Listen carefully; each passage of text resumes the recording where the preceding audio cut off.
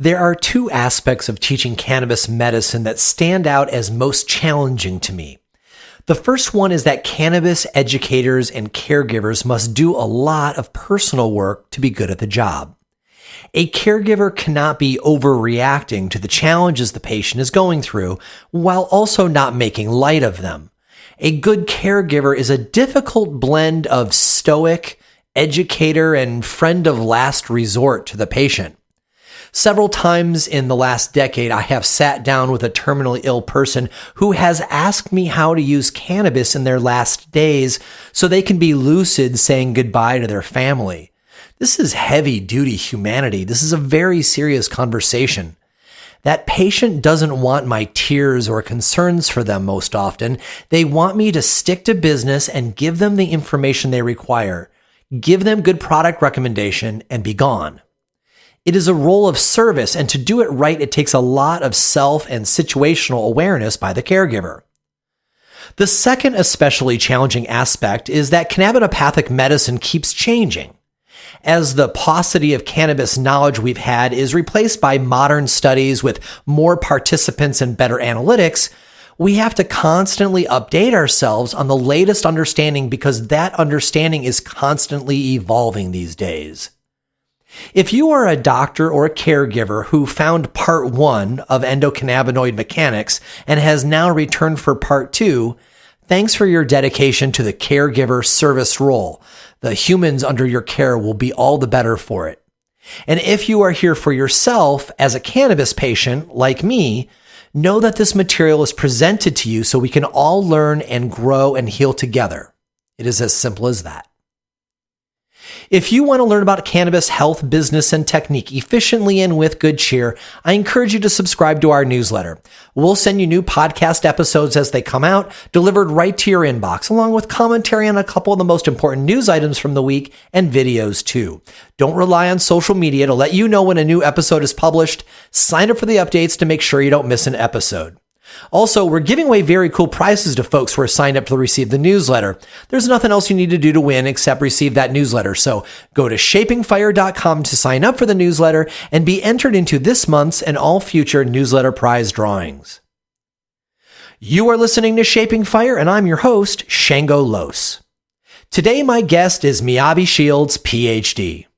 Dr. Shields is co-founder of Real Isolates, which, ironically, focuses on the importance of secondary plant components and synergistic blends, so essentially whole plant medicine. Miyabe received their PhD in pharmaceutical sciences, focusing on the biochemistry of the endocannabinoid system from Northeastern University in 2018. Miyabe has authored or co-authored 6 peer-reviewed publications and presently has a patent under review for a novel fungus and plant extraction method.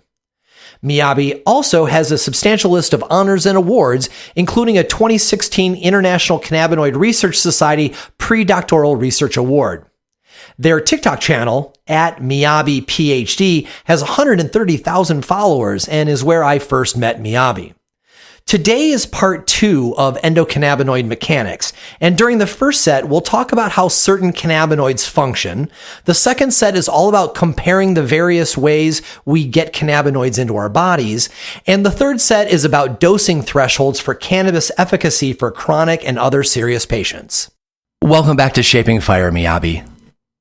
Hey, happy to be here. Excellent. Me too. I had really enjoyed our first conversation, and it got a really popular response. People dug the quality and kind of information that you share. So let's go ahead and do some more. So let's jump right into it. People say offhand that taking THCA is a lot like taking CBD. And that makes sense to me in use, but like, what does that really mean at a chemistry level? That statement is too vague to really be useful to most caregivers and patients. Is it just that THCA heals without the euphoria of THC like CBD does? Or does it work on similar receptors or perhaps still something else? Well, you pretty much answered the question yourself there with that one. Oh. But yeah, so it's interesting. This is so weird without my model. In your hands, yeah. But so THCA is the acid, right? It's the acid version of THC, which means that it has a extra carboxylic acid group. And carboxylic acid is a carbon that's bonded to two oxygens, and it's really negatively charged, and it's pretty big. So that changes the shape of the molecule, and that change in shape affects like a couple of things. The first thing it affects is the ability for the molecule to get into the brain. Generally speaking, the more charged something is, like this, in this case, having a negative charge, will decrease its brain penetration. So that's one way in which they're different. The next way is how it binds to the actual receptors. There has been evidence that THCA does bind to like the CB1 and CB2 receptors, but it's far less than THC. And really interesting about people saying qualitatively that it's similar to CBD. For me, what's interesting about that is that both THCA and CBD activate or turn on the serotonin 5-HT1A receptor. And that's actually the receptor that's been linked to the beneficial mental health effects of CBD in mouse model research. So I think you're right on the money there when you say that THCA and CBD interact similarly to serotonin receptors. And that's why people think that they feel the same way.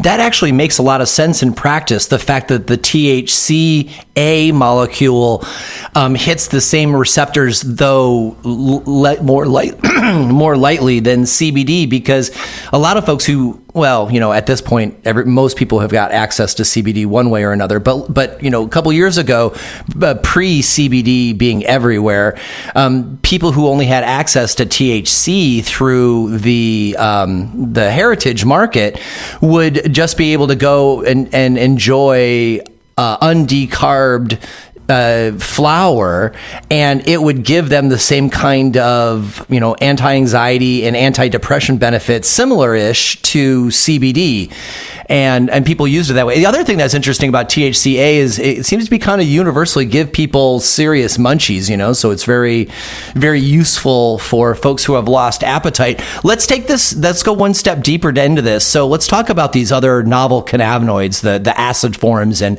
probably the varin forms. As more novel minor cannabinoids are studied and bred for, we're all going to get the opportunity to learn and smoke the acid forms, the unheated, unaged forms of these cannabinoids, and also their varin forms of THC and CBD and the others. To most folks, THC is the queen, of course, and CBD is seriously helpful, but few folks understand the nature of the acid and varin forms other than knowing that THCV tends to inhibit appetite and stops the munchies. So I'm going to kind of hand this to you in a basket. Will you explain what the acid forms of cannabinoids are in relation to their non-acid versions, and then either during or after do that same thing for the varins? So however you think it's going to be explained more carefully. The gist of the question is, give us a better understanding what the acid and varin forms of these cannabinoids are. Right. So, the acid forms it's very simple. You just add a carboxylic acid to the same position. It's on the phenol or benzene ring portion of the molecule. And it is, like I said earlier, it changes the structure and the shape, and also, the charge. It's called electronegativity. There's a negative charge on the acid versions of these. And so they display very unique pharmacological profiles, meaning that if you change the structure, it will change the receptors that it interacts with. It also changes, like I mentioned earlier, about like brain permeation, like permeability, or the ability for these molecules to get into the brain. So it changes like the distribution of where these molecules end up interacting in your body.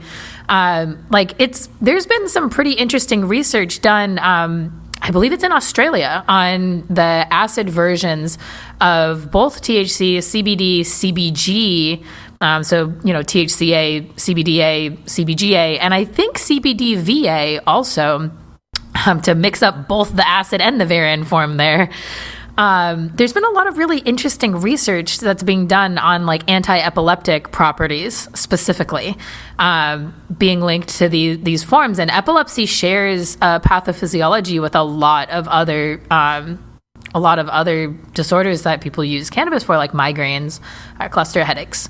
And so I think it's going to be really, really interesting to see more research come out, and also to see more qualitative information come out as people are able to, experiment and see what are the therapeutic applications of it, because I definitely believe that there are unique therapeutic applications for these rare variations. It's really interesting that we're at this time where patients are able to literally do citizen science, because prohibition for so long has stunted scientific research, and people who are desperate for relief take cannabinoids just to say, well, all right, they're safe enough. Let's just see what happens to them. And so we patients stumble upon things, and then we tell people, and they tell people. Next thing you know, there's something coming up from the underground that the more formal scientific, community needs to jump on and get evidence to back it up. How you describe the differences between the acid forms and the regular forms, they're so different. How they access the brain or don't access the brain is different. The receptors that they attach to are different, and it sounds like in different amounts. It kind of gives me the idea that we should not consider the acid forms to even necessarily be related in quality to their non-acid forms. Like CBD-A doesn't necessarily act or do what CBD does. THC-A does not really act or necessarily do what THC does. And it sounds like their names, cannabigerol, for example, that has more to do with the structure of the molecule chemically, and the addition or removal of this acid component really makes it an entirely different cannabinoid than its more common non-acid namesake.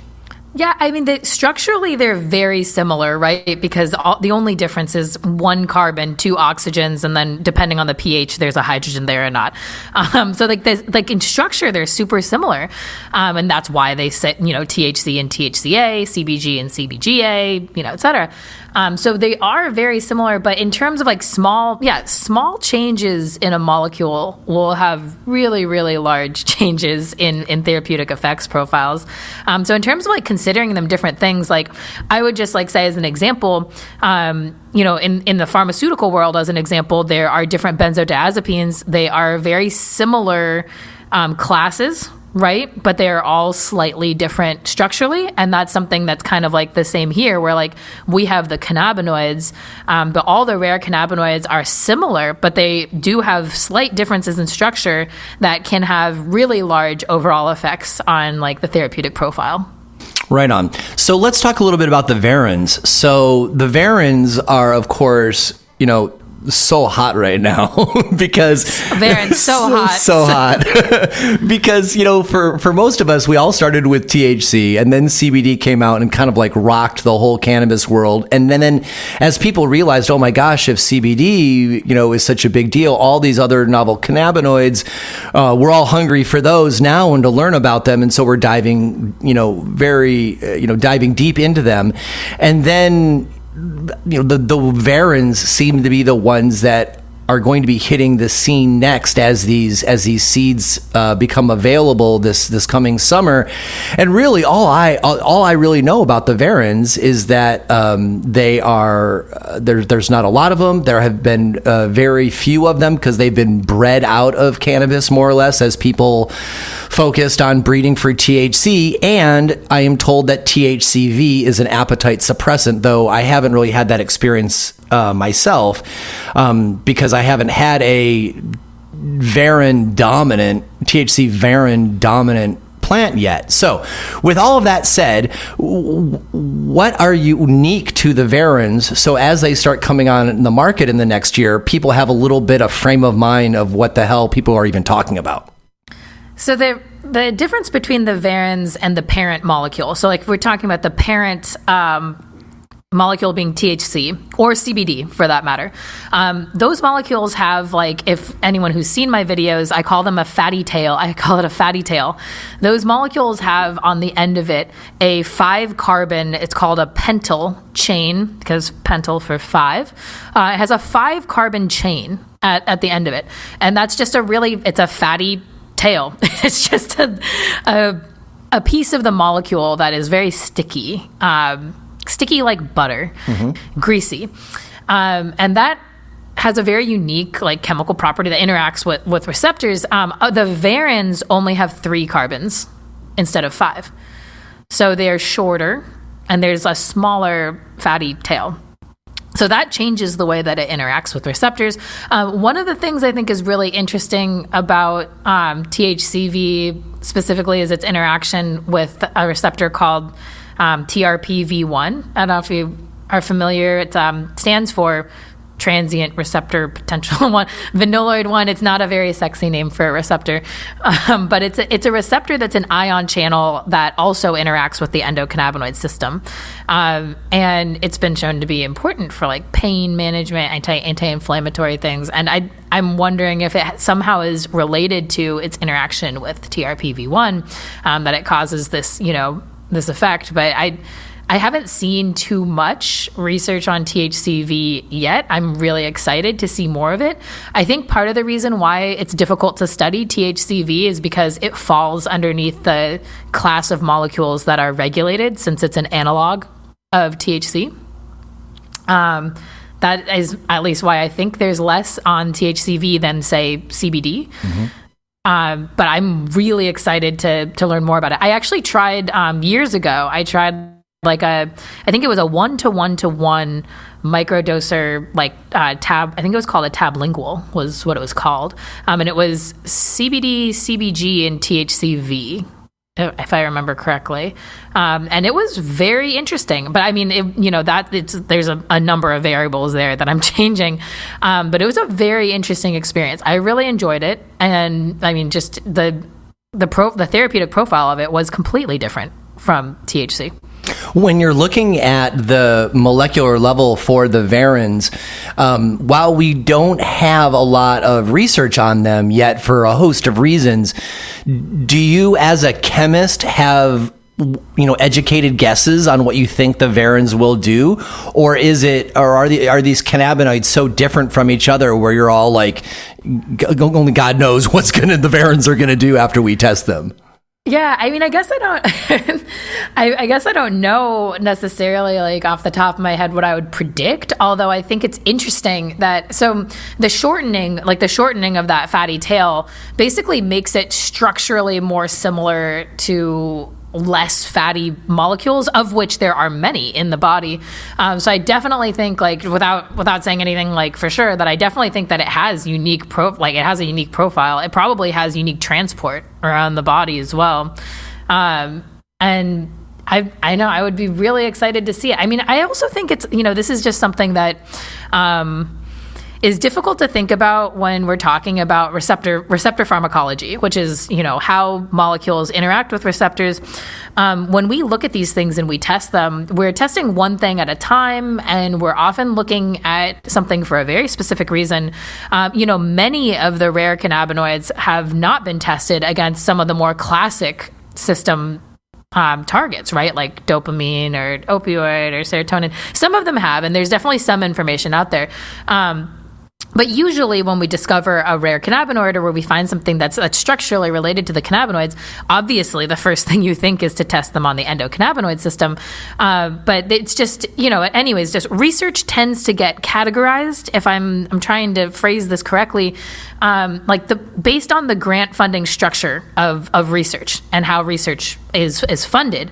You end up like having categories of research where labs will hyper specialize in something because you need to. That's what you have to do to get the funding to do your research and do the papers. So I think as we expand beyond that and start looking at crosstalk between systems and interactions, like on larger scales, which is starting to happen already, we're going to find some really interesting interactions between all of these alone. And then there's a whole nother level when we start talking about putting them together. Yeah, the crosstalk between the systems is something that is huge, and honestly, I have to give you credit. You're the one who taught me or turned me turned me on to start thinking about it. And also, that is potentially an entirely additional show. So, don't get me started on the crosstalk of endocannabinoid system with other systems. Right on. Well, let's hold that aside, and we'll approach that another day. So let's talk about the feeling that cannabinoids give us. We talked a lot in part one about the mechanics and how the receptors work and how the cannabinoids can block each other from the receptors, and we talked a lot about that mechanics. But that sigh of relief that folks get from a cocktail at the end of a workday, like when the alcohol hits the bloodstream, you can feel your body shift down a few gears, and you go like. And then like everything feels a little bit easier, right? That also happens similarly, but kind of different with cannabis as well, right? We, for those of us who prefer cannabis, we'll have a bit, and then it hits our bloodstream and it comes on, and we have like that similar sigh, and we're kind of like, depending on the kind of cannabis it is, we're either floating or in the zone, but whatever it is, we can feel that downshift from the intensity of production mode, right? Whether that's like being at work or watching the kids or whatever we happen to be doing, it shifts us down into some sort of ease mindset. What is happening then, right? And if it helps to say what's happening with alcohol and then compare that to cannabis, I'm all for that. But there's something very specific mechanically that happens in that moment when the first of the cannabinoids hit the bloodstream after work, and we shift down into not work. And I think we're all curious what that is. So I'm going to answer this. We're going to get really abstract here. I'm going to answer this question with something, an answer that is pretty much something that can't be proven, but that is also absolutely true. Okay. Which is that everything in the brain is subjective to contrast. And in my opinion, what we're describing here is the shift in your perception. Right, it's this contrast, and how that initial shift, like the first hit, right, versus like the second, third, fourth, or like what you were describing, the first drink at the end of the day, right, as that initial change, that very first alteration in your perception will always feel different than the continuation of an altered state, and that's just because everything that we interpret in our brains is relative to what has happened before. I mean, that's also just true like in life and everything in general, right? Like every single thing that our brain has is built upon a contrast of the things that it's already experienced. And our brains are very used to what is the way I want to describe this? Our brains are very used to getting into like a status quo, keeping everything the same. And then when you cause like a dramatic shift in that initial shift, it's like, when you're on it's a hot day, like it's been really hot here recently, and you're in the air conditioning, and then you take your first step outside and you're like, whoa, it is hot and humid out here. Like, and it's almost like when you step outside for the first time, or vice versa, in the winter, you're in the heat and you go out and it's cold and you almost like can't breathe for a second because you're like, wow, that change in temperature was dramatic. Like that was a dramatic change. And then you're out there for less than 30 seconds or a minute and you're more used to it. Mm-hmm. It's something more similar to that, except in your processing of your brain and in that status, right? Because absolutely, like the cannabinoids have anxiolytic effects, right? Like they, in general, they're relaxing. And that's true all the time. But in that first initial phase of changing altering your pharmacology in your brain, that initial change will feel different. And I think that has to do with the fact that it's in contrast to what you were like before. Yeah, that makes a lot of sense. And that plays out with how we experience it as a human too, because on our harder days, that sigh of relief seems to be more intense, right? If you've had Absolutely. if you have a light day and you come home and you puff, you're like, today was a pretty good day. Oh, my cannabis is pretty good too. I'm going to have a good evening, right? It's kind of like a uniform. But if you've had, a really challenging day that has pushed and pulled you emotionally, and you get to the end of the day and it hits your bloodstream, you're like, oh my God, my favorite thing, thank God, and that makes sense, the contrast aspect to it. You also mentioned the anti-anxiety aspects of it. Would you hit that on a molecular level? Like what is actually happening to kick off that, did you call it an anxiolytic?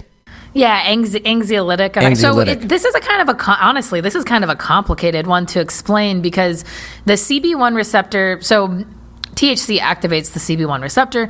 That receptor has been associated with decreasing anxiety or having an anxiolytic effect at lower concentrations. It's also possible that it causes anxiety. So there's this whole very delicate balance going on with why this happens. But in general, at least at low concentrations, activating the CB1 receptor is responsible for reducing some types of anxiety.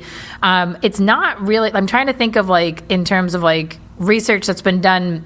Most of the research has been in animal models, although some of it has been repeated in humans. And it seems it's called a biphasic effect. It seems like at a high concentration, there's a second threshold that you'll reach where all of a sudden it reverses and it causes anxiety or it causes paranoia, right?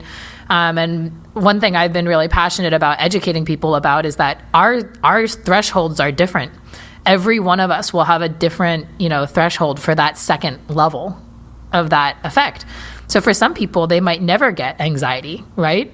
And others, it might be a side effect that it's very easy for them to come across. I would be in that second category. And I got to tell you, it's made me very aware of, in the scene, people talk about puff and tough, right? It's have more, finish the joint, have another hit.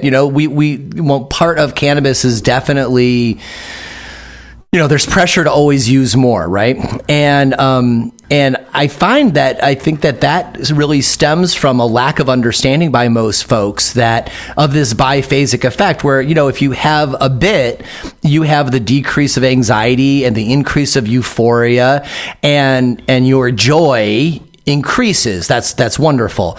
But where that tapers off and becomes anxiety causing is different for every person. And for myself, I know that, I can smoke a certain amount and it'll put me right where I want to be. But if I go beyond that, I can feel, I actually don't know what I feel. I think about it as my adrenaline turns on. That's how I explain it. I'm like, your fight or flight. Okay, so good. All right, well, I'm not that far off. So I'll have that little bit more, and I'll just feel it turn on, like you would feel an air conditioner in your HVAC come on. It's like, oh, air conditioner came on, or first time the heater came on for the fall. You can feel the house rumbling. Well, the same thing.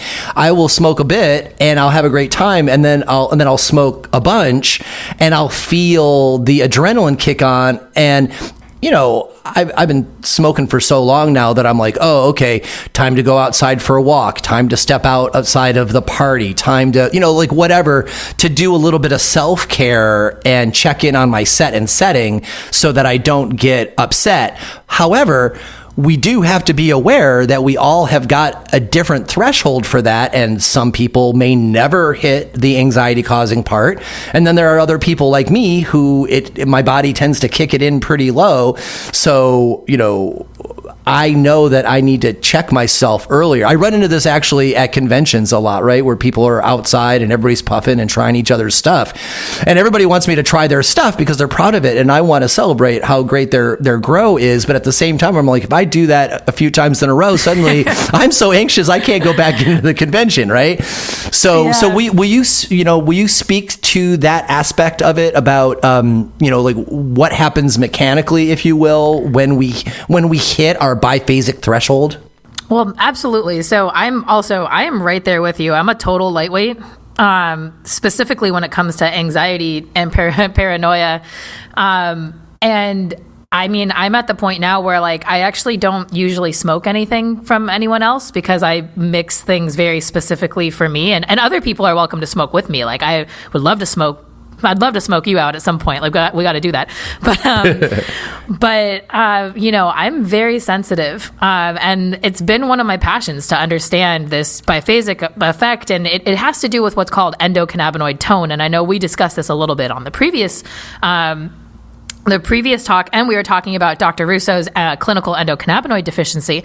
But in general, endocannabinoid tone describes the levels of circulating endocannabinoids in your body, and then also the levels of the receptors, the CB1, CB2 receptors, probably also TRPV1 and some of the GPRs. These things are all different for each of us. This is also a way of it's one way of describing neurodiversity. For those of you who are familiar with neurodiversity, neurodiversity describes just differences in the way that our brains can all process and have information. And we are all very similar in the way that our brains process information. And then we are all very, very different. And one of those ways has to do with endocannabinoid signaling and the actual levels of endocannabinoids. So in terms of being really, really sensitive, it means that for both you and I, when it comes to like anxiety or paranoia, there is probably that we have an increased level of CB1 receptors in a very specific part of our brain.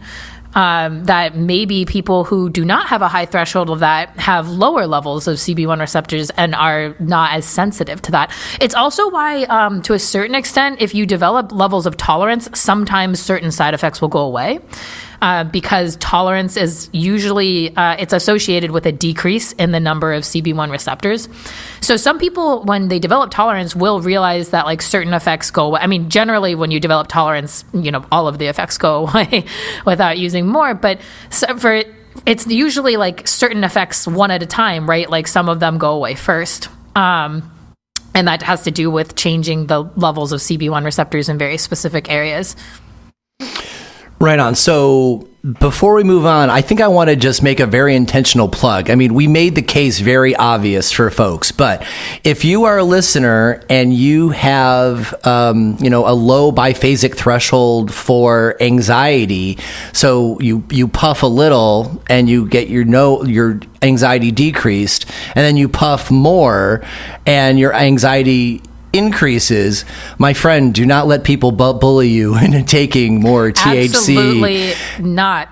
And if you are one of these people who have got a very high threshold for this, and let's say that you're dabbing and you can puff with everybody and you can puff all night, please do not bully those of us who have got a lower biphasic threshold into smoking with you. For sure, offer it to us, but please don't bully people into it, because it really is different for folks. And if you care for that person enough that you want to get them high, also have enough care for them to let them tell you that they've had enough, because you don't want to make your friend anxious. So anyway, I'll get off my soapbox on that one, but I absolutely agree with that, because all of us are trying to just have a good time, right? Like we're all trying to increase quality of life essentially. And I think that's going to be different for all of us. And I think it's important to know. And also, as another PSA, I would love for people to start regularly saying like, oh yeah, my biphasic threshold for THC.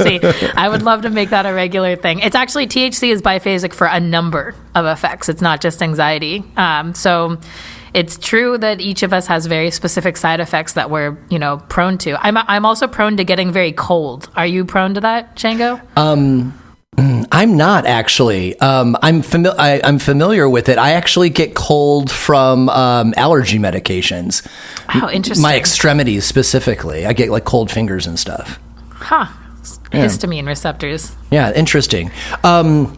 All right, so let's hit one more question on this tolerance and cannabinoids thing before we go to the break. So we talked about like the having that end of day toke and how it shifts us down and decreases our anxiety, and anybody who's toked and who really appreciates that aspect has probably also come home and have a toke and nothing happens. And you toke and you're like, something's not working. And, depending on the person, they might blame the flower, or they might say that, it's my tolerance. But as somebody who studies this in the lab, what are your thoughts on what are the most common? I mean, do you think it's more often than not like a tolerance response, or are there also just some days that we're not going to get high because of the chemical blend in our brain that day? So I think that there's a number of, tolerance definitely may play a part in it, but I've always, set and setting, which is usually talked about in psychedelics, right? Usually that's a more common, it's a more common thing that people talk about in psychedelics. I really feel like the endocannabinoid system and serotonin system share an extremely strong synergy. I consider cannabis a soft psychedelic. There are certainly near psychedelic experiences, or I would classify them as psychedelic experiences that I've had on cannabis. I think that set and setting are really important, and I think that we don't often think about, so set being like the mindset that you're going into, and then setting being the environment. Sometimes your environment can be like the stress levels of the day and what you are planning or anticipating on doing. All of these things play a role in your neurochemistry. And I definitely feel like alterations in your neurochemistry will affect the way that, molecules feel when you take them. And it's not always going to be the same. And I know that what we're looking for is for something to always be exactly the same effect. But even with, everyone, if we're going to make the same metaphor with alcohol, it's the same way. Sometimes it's a generally speaking, you have a effect, right? But sometimes you have a really great night, and then other times you're sad and you cry or you're angry. Yeah, that's a really good example. You're right about that. I hadn't made that connection before. Yeah. But it's pretty similar, right? Because your brain, so the way that our brains sort of function and perceive the world is always in response. Our brain is always changing. We are always in flux. We're always our brain's always responding to something, and it's always changing. So right now, you and I having this conversation, our brain is in a transition from what it was 2 minutes ago to what it's going to be 2 minutes from now, what it was yesterday to what it's going to be tomorrow, what it was last month to what it's going to be next month, etc. There are changes that are going on every scale of time in the brain all the time. And so that will be different depending on a number of factors. And you brought up having stress, having a really bad day, feeling really negative, that will alter your neurochemistry. It's been shown and proven that when you're happy, right, you actually see more, your vision is clearer, and you notice more things. I won't get too deep into positive psychology because that's a whole nother rabbit hole that along with crosstalk that we could go on to for forever. But I am a very big believer in positive psychology. I think that there are subconscious things that we cannot change and that we can't alter. But I also believe that there are conscious things that we can change in our minds and that we can really focus on and behaviorally modify in ourselves that has an impact on our neurochemistry. Whether or not these things can be measured at this exact moment, I couldn't tell you. But I know for a fact that set and setting and the way that we approach an experience really changes the outcome of the experience. That's part of why cannabis has such a high placebo effect, right? Is the expectation and what we are wanting to receive from the experience having a big impact. I love the idea that some positive soft talk, some thoughts in your brain or some mumbling to yourself about self-care and self-love and being worthy could actually make our high better. I think that's a beautiful thing, and I think that we should make that the custom. Oh, I absolutely feel like that's true. That's why meditation goes so hand in hand. Right with on. Cannabis and other psychedelics, right? Awareness.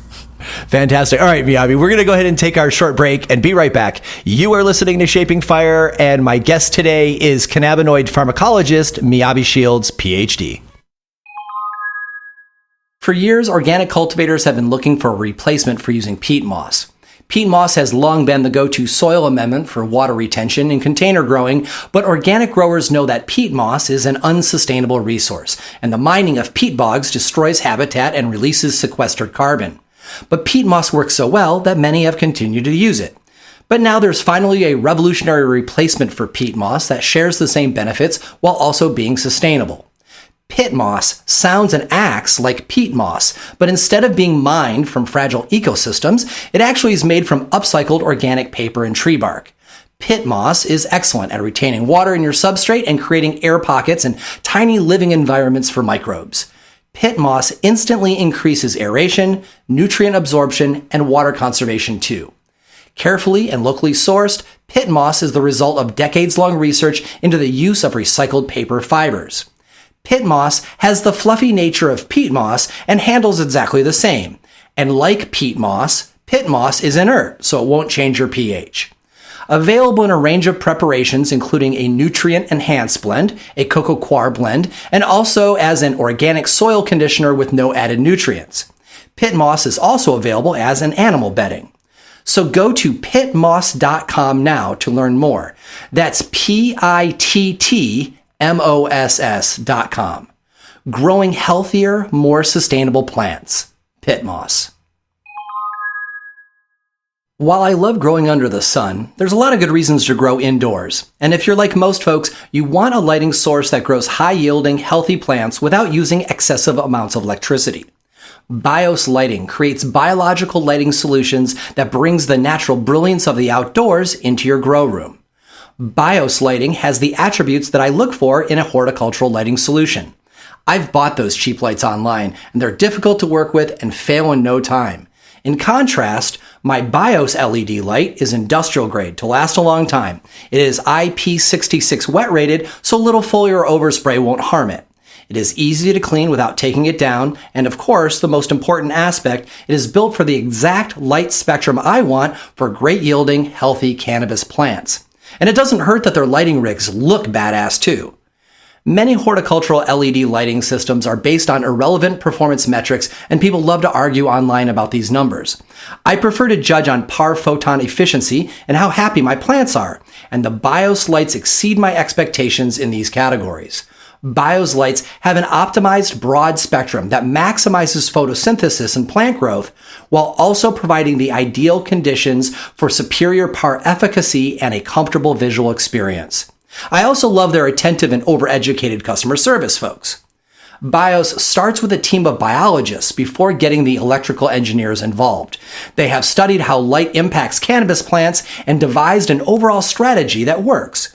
I encourage you to check out their website at bioslighting.com to learn more about how this strategy can work for you.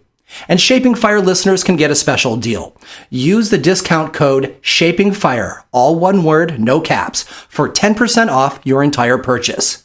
That's bioslighting.com.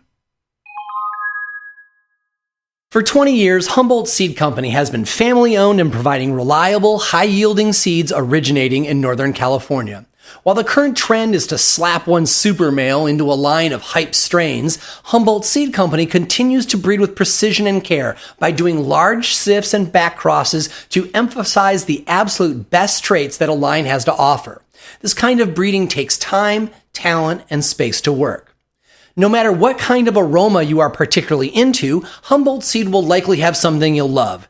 If you love fruit, you can choose from banana, mango, apricot, papaya, blueberry, blood orange, melon, and lemons across their various strains. They have all gas, glue, and classic sour diesel lines as well.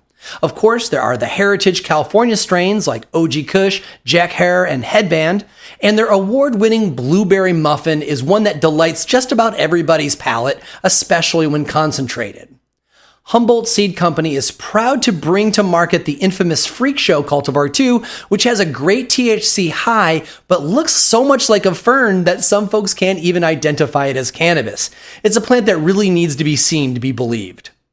If you're looking for well-balanced CBD seeds, Humboldt Seed Company can turn you on to CBD strains that actually have flavor, like the dill and pepper terpenes of Willie G's Lebanese landrace.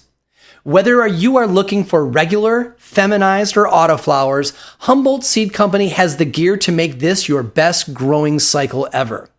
Visit HumboldtSeedCompany.com today to check out their line of vigorous genetics, download their catalog, and find out where you can pick them up. You can also check out their Instagram at The Humboldt Seed Company to check out their gorgeous flowers and the extraordinary freak show plant. Humboldt Seed Company. Let them know Shango sent you. Welcome back. You are listening to Shaping Fire. I am your host, Shango Los, and our guest this week is cannabinoid pharmacologist Miyabe Shields PhD. So, Miyabe, we've talked about these different methods of bringing the cannabinoids into our body, but anybody who has spent a lot of time with cannabis and has, smoked and had edibles and maybe tried a sublingual, they know that they all hit different. And when I say hit different, I mean that they come on at a different rate and they feel different in the body, and often they will have different medicinal effects depending on how we ingest them.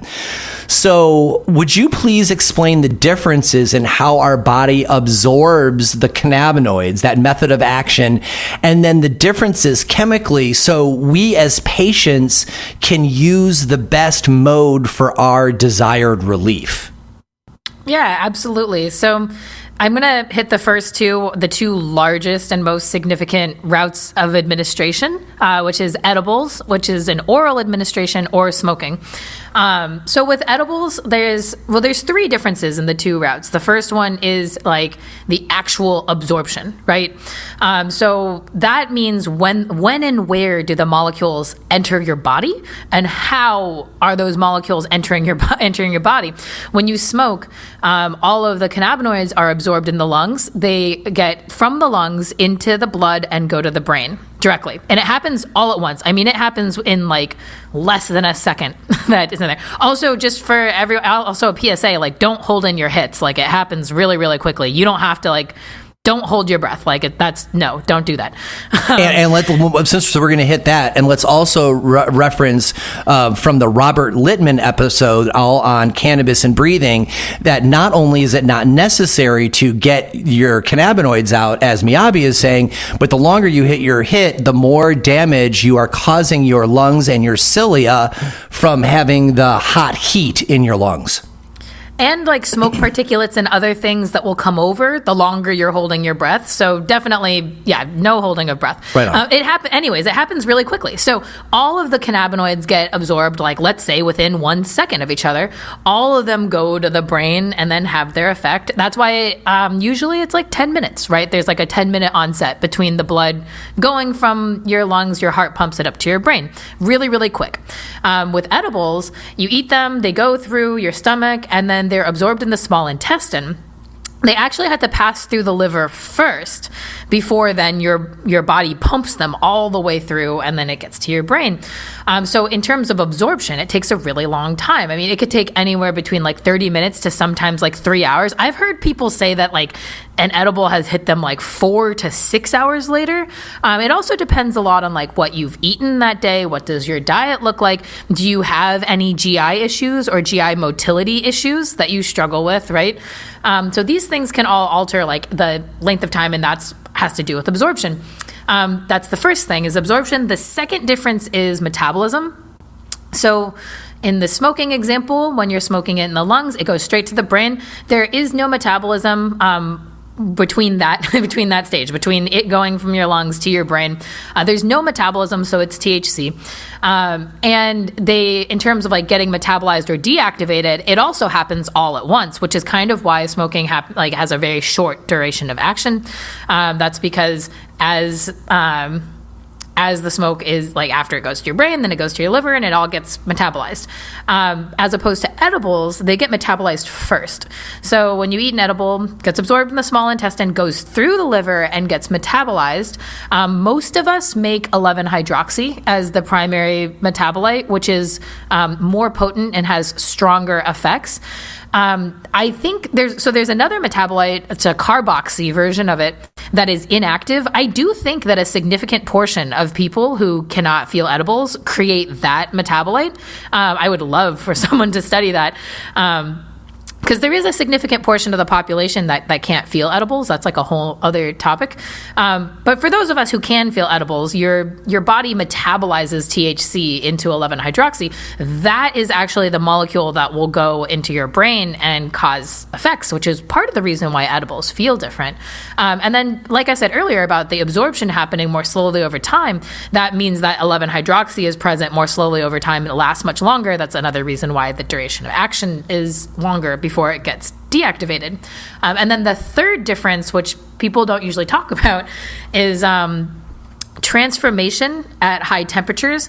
So cannabinoids are pretty sensitive molecules, and when you heat them to temperatures that are above, say, like 300 degrees Fahrenheit, you're causing a significant change in molecular structure for a significant portion of the cannabinoids that are present.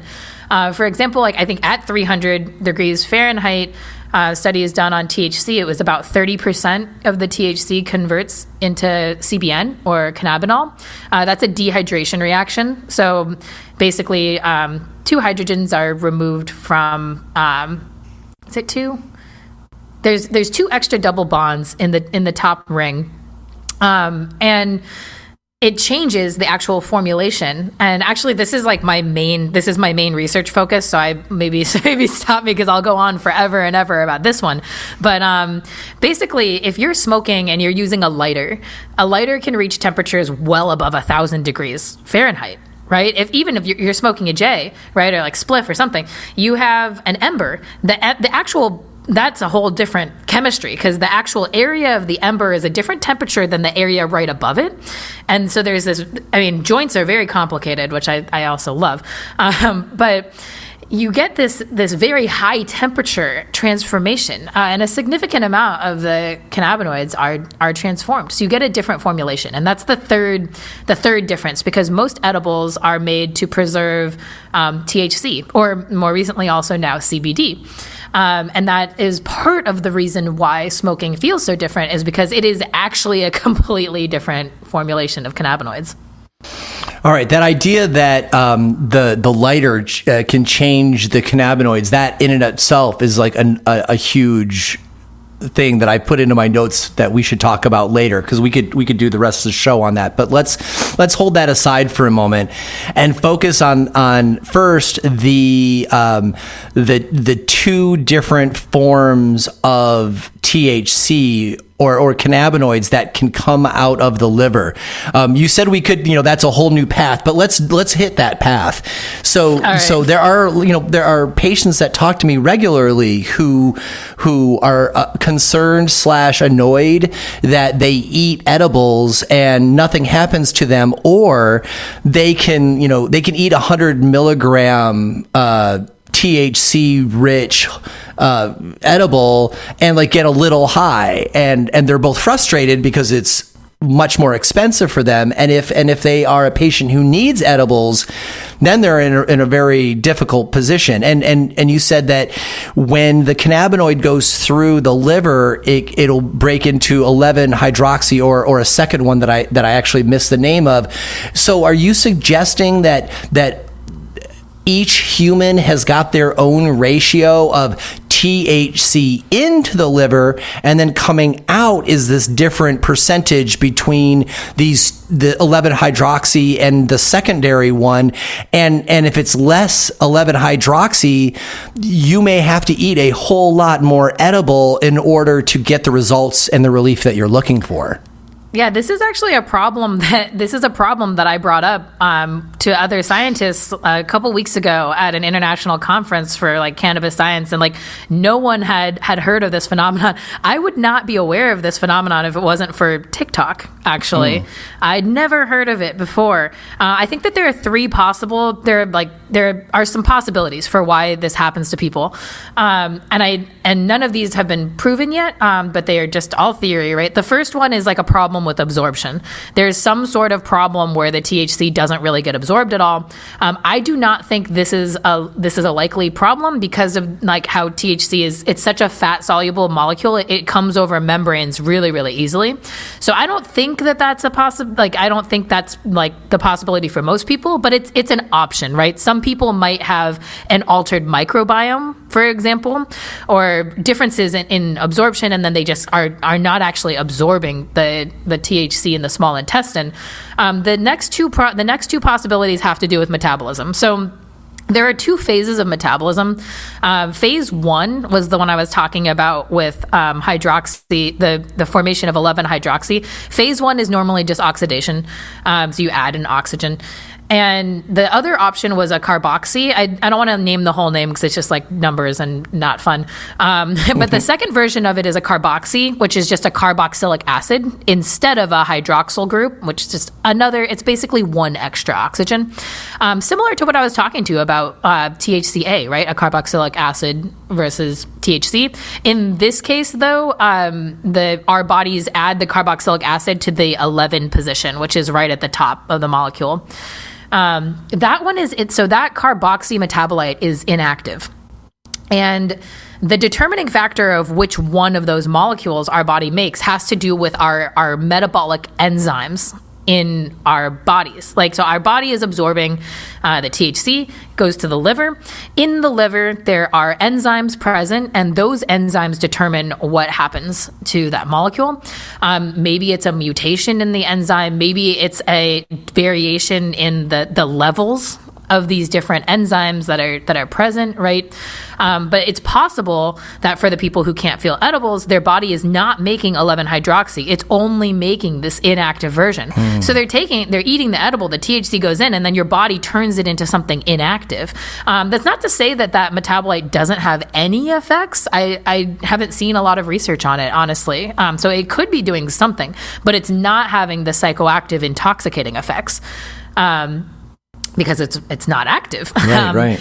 And then the other option has to do with phase 2 metabolism, which is the second phase. What our body does is it takes the molecule and it adds a sugar acid, like a glucose molecule.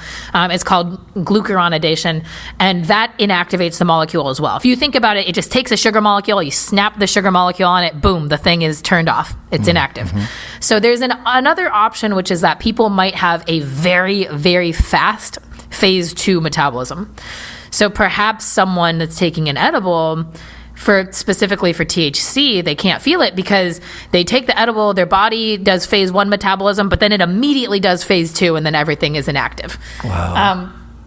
I would love to see research on this. And also there is the option that there's tolerance, right? Like there's some option there that, some people who are really heavy cannabis users develop a tolerance, and then, you don't see these marked effects with edibles. Although I have seen people say they've taken hundreds and hundreds of milligrams. And so that just doesn't add up when you take into account that these people also probably smoke flower and can feel 100 milligrams of THC. Yeah, right? Yeah, totally. If they smoked it, they would get hit upside. Yeah.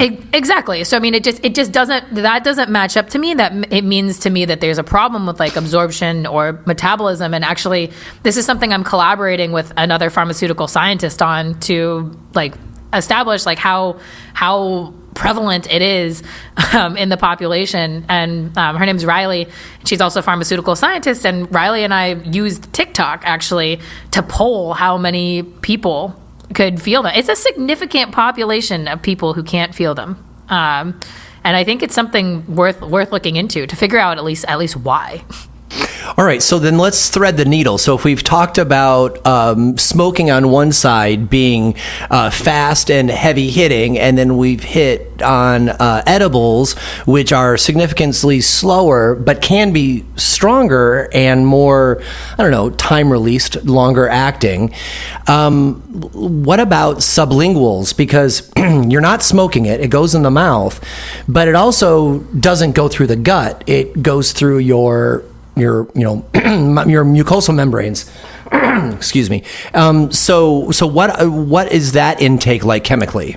Okay, so when we're talking about sublinguals, like, are we talking about like tinctures that you put under your tongue, right? Tinctures that you, or a sublingual spray, or normally it is cannabis oil that has got a little bit of residual ethanol in it, so that when it hits your mucosal membranes, or just like the tissue in your mouth, the residual ethanol takes the whole plant medicine over or through the tissue.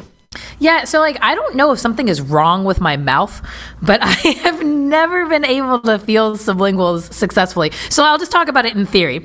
In theory, when you absorb something either sublingual or subbuccal, which is like a cheek, there are some cheek swabby products that I've seen before on the market. So both of those methods of action should bypass first pass metabolism. They should be really quick, similar to smoking in the lungs, and be, I guess, have comparable advantages as smoking. No transformation, obviously, because there's no heat. But, just like personally, anecdotally, I haven't like had tons of success with that. And then also, if we are talking about a tincture and you put it under your tongue and then eventually you do swallow it, that then becomes inedible. Like whatever is left that didn't. Yeah, that is true. The street wisdom on this, anyway, is that there's a small amount of fluid in a tincture normally, and you put it underneath your tongue, and you might hold it, you might not, depending on what the tincture is made out of. It may burn too much to hold it there, but whatever. You put it in your mouth, you swish it around a little bit, and you swallow it. And when I talk to folks, anecdotally, folks believe that the THC is absorbed in their mouth, and then if they swallow it, it's a long road from the mouth to the gut, and it's going through the throat and the esophagus and all this kind of stuff on their way down, and that the rest of it is actually soaked in on the way down in before it gets to the intestines, and therefore it never becomes an edible. How does that hit for you? I don't agree with that. Right on. It's fine. It's fine for people to think that, though. I don't have any proof that doesn't happen. But I think it becomes inedible. Right. That's my personal opinion. Is whatever doesn't get absorbed in the mouth, then when you swallow it, maybe there is like trace absorption in like the esophagus or the stomach. But in general, the small intestine is what's built to absorb like exogenous. Like in general, the small intestine is where our body like absorbs all like when you eat food, it's similar. There is some sublingual absorption. Then when you eat it, I would say like I don't know the statistics on this. I'm not a GI person, but I think most of the absorption happens in the small intestine. Yeah, yet another thing we've hit on today that needs more study. Yeah, I mean, I don't know what's wrong with my mouth. I cannot feel sublinguals ever. Pretty much I don't know. I feel them like an edible, like way later, All right, so let's move on to the ever popular method of suppositories. And even though suppositories get a little bit of a giggle because we're popping something into our rectum, there are a lot of patients that I have worked with that when they discover this, they literally cry with relief and joy because either they have got severe stomach problems and they have a hard time eating anything, or B, they have they've got an issue in the liver where they are not making the 11-hydroxy, so they're not feeling anything, and for whatever reason they can't smoke. Or they're cancer patients and they're trying to, take in absurd amounts of cannabinoids all at once, and taking it orally gets them super duper high, and so they introduce them the cannabinoids to their body as a suppository. So there is absolutely a need for it. And honestly, some people just say that they like the high better. I mean, I've definitely run into folks who are using their cannabis recreationally as a suppository. And, that's pretty darn rare. But, people are into all sorts of stuff. So let's talk about it. So, as I understand it, the suppository will break down, and then the cannabinoids are absorbed absorbed by the tissue along the walls of the rectum, but I really don't understand what the chemistry is beyond that point. So I believe that suppositories also bypass first pass metabolism, which means that it's interesting that you mentioned that the high is different from suppositories, because that indicates that there is like a difference in the metabolism or the not the absorption, but the metabolism, well, also the location of absorption, so that there's no metabolism, which means that it's not 11-hydroxy, right? So it gets absorbed and then it goes to the brain. I believe it's also faster because it doesn't have to go all the way through your stomach to your small intestine and through the liver and get metabolized. I think it's like, in terms of like stigmatization and talking about things that have to do with like our private parts, this is a really important method that I think is very valuable for the reasons that you've mentioned, like people who have severe nausea. It's also really, I've heard that I'm assigned female at birth and I have a menstrual cycle. And I have heard that suppositories are really, really useful for people who have PMDD or who have other sorts of like hormonal or like painful issues like endometriosis or cysts. And I've actually heard qualitatively from quite a few people. Actually, I'm going to blank on her name, but there is a research scientist who's looking into this specifically. And I think that in terms of like method and options, I think I would just describe it as like a very, very useful option, a very, very useful therapeutic method that definitely deserves its place amongst like cannabis products. And I actually, when I see them, they sell out here like crazy. Like I actually haven't been able to get my hands on one ever. They sell out like immediately. Yeah, demand is really high. And, a lot of people go through a lot of effort online to make, fancy ones with like shea butter and coconut oil, and they put them in, little formed ice trays and put them in the freezer so they harden. And, it's always a little giggle when you put it there because of it being cold. But I know enough patients who do this, a couple times a day where they just don't even bother making the proper shea buttery coconut suppository, and they just take a cellulose capsule, put the RSO in there, and then apply it, because the fluid that is in the rectum is plenty to break down a cellulose capsule, and there you go. So you can be fancy and gentle, or you can just like get her done. And as we know, really sick people, they usually just go for the get her done option. Yeah, absolutely. And I mean, in terms of like not needing to. Yeah, that's it. That's fascinating. I never thought about the do-it-yourself method for that. I always thought there was some sort of fancy contraption, or I guess like an applicator. Well, the pharmaceutical industry, they can make everything more complex, right? Right. I'm sure there will be. I'm sure there's something about that. One thing that you said that really stands out for me is that. You said that since a suppository would skip the level 1 in the liver, and so the 11-hydroxy is not being made, a suppository would be the only non-smoking option that actually delivers THC to the brain unchanged. In theory, sublingual too, right? But that's true too, right? Yeah, in theory for you. And then I know. Yeah, in theory for me, other people with normal mouths that happens. I know also that there's been a lot of research into transdermal applications, but to my knowledge, no one has been able to crack the transdermal situation where it actually enters the bloodstream. So so far to my knowledge, like transdermal, which I love topicals also, like I think they definitely have therapeutic validity, but they don't enter the bloodstream, right? It's like a very high local concentration. All right. Well, that would be that. Well, all right. Let's go for it. So all right. So let's talk about that. So At one point, I agreed with that statement, but I have come across enough people who are using a topical that has got an ethanol component, and they use a THC-rich topical, and then if they use enough of it, they actually feel the intoxication from the THC.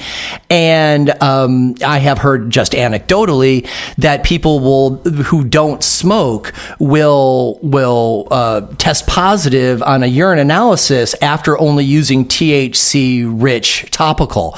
So are you saying you have explanations for that? Or okay.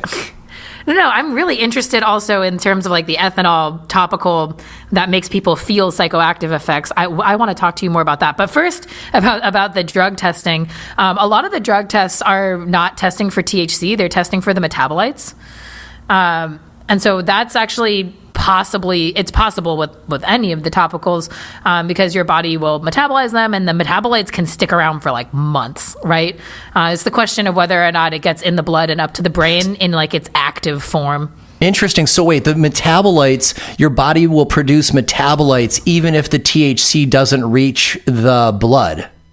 Or like I think what my thought process was, by the time the THC reaches the blood and like is being cleared out of the topicals from topicals, is that it already has been metabolized, and that's why you don't get any activity because it doesn't enter into the brain. And that's just my like thought process behind it. I don't actually know. I'll look it up actually later. But interesting that you said that you've had people who felt a psychoactive effect from topicals. Do you know, did they apply it in a very specific place on their body, or is there... Well, I can give you two. I can give you two answers for that. So the first answer is I normally find people say they have felt it more when they have to cover a large area, right? So this is usually people who have got back and hip or leg issues, where they're covering their back, their shoulders, their hip bones, maybe their tush, and so it's not common. As a matter of fact, I've never come across it with somebody who's using it for hands, hands, elbow arthritis, tennis elbow, stuff like that, because it's a very small area. It's always been people who are taking care of a large swath of the human body. And then second, I have been making tinctures for myself for over a decade for my brain injury, and I know that I had to start wearing gloves when I made my tinctures, because if I had a spill and I cleaned it up, the alcohol with the suspended cannabinoids in it would, I'm assuming, soak through my hands, and I would get like hella high and have to go lay down. And I'm like, oh, all right, guess who's going to start using latex gloves? and so that's my own personal experience. So my belief is certain that THC can be carried through the skin with ethanol. And then the topical people who I have, learned from have said, the emu oil and all these other things are all good for the skin. But if you really want to take cannabinoids to the skin, there has to be an ethanol component for efficiency and expediency. I'm not a topicals expert, so I am not standing here saying that this is all to be true. I'm just saying this to inform the question. That is so fascinating, and I'm going to go home today, mix my topicals with ethanol, and cover my back in it. Like, right on. I am so interested in that. I mean, with the back, it's interesting because, the spinal cord is the central place where the peripheral and central nervous system like interact with each other. So obviously, there's a lot going on there. But I'm fascinated by that. Also, like many scientists would be fascinated by that, because there's been a lot of studies about penetration, like skin penetration, like specifically, and wow, that's awesome information. I'm definitely gonna, I'm going to home experiment that right on. tonight. It's nice that we happen to be working with a plant that we can home trial stuff, right? I mean, anybody who listens to this show knows that I'm a huge fan of citizen science, and I understand that often citizen science can kick out bro science, and that's something we always have to watch out for. But even though we have a larger and increasingly larger scientific community around cannabis, we have a hell of a bigger community community of cannabis patients who are trying to do their own research at home to relieve their suffering. And there's so much to be learned from those folks.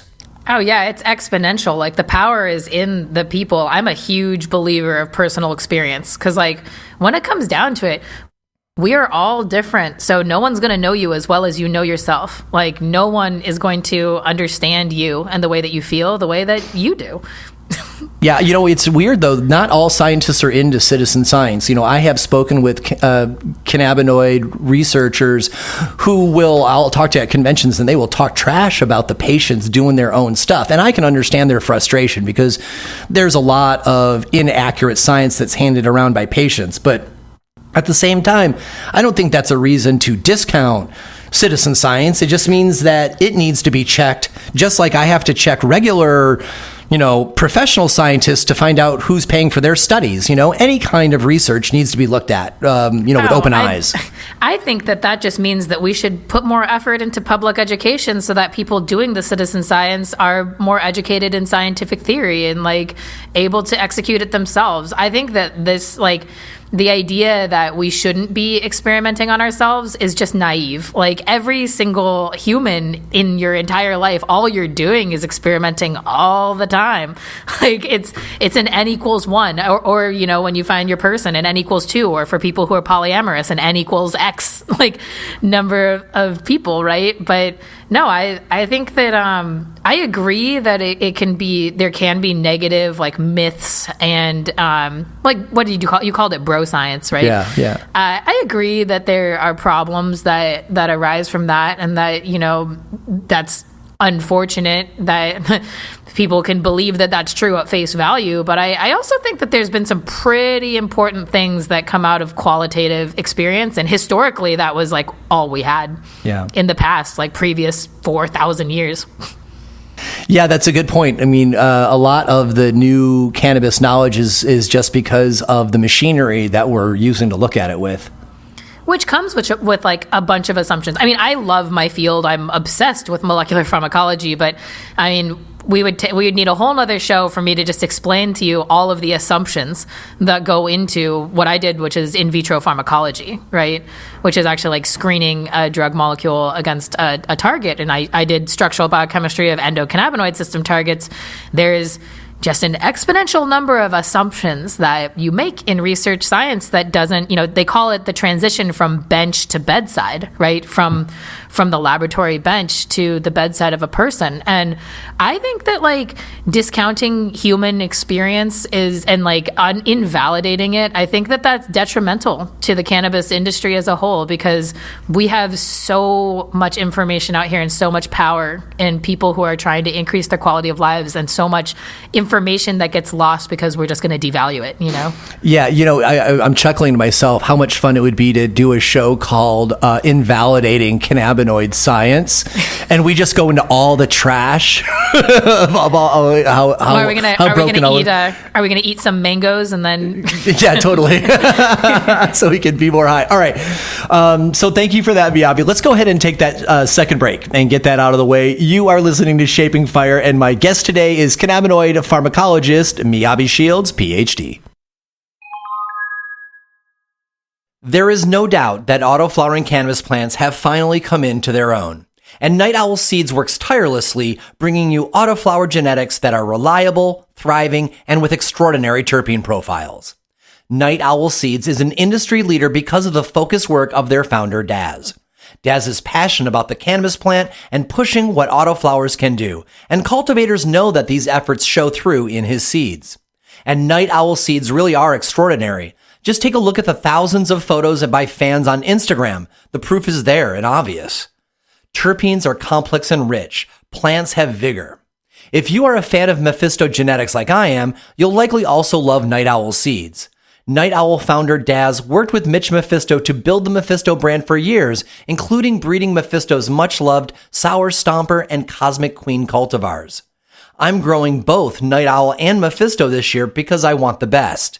And Night Owl Seeds knows how to cultivate community too.